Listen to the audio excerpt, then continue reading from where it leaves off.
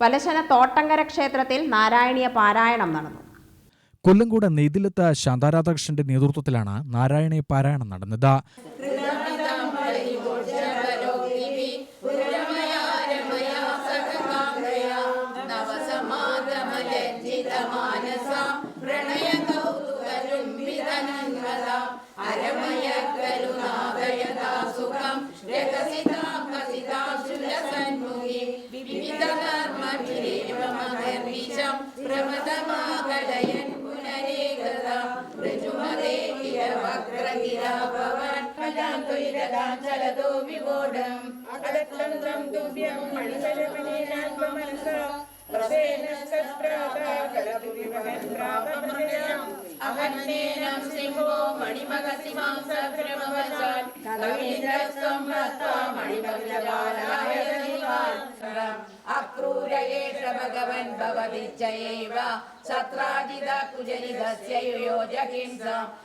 പ്രഭാഷണവുമുണ്ടായി.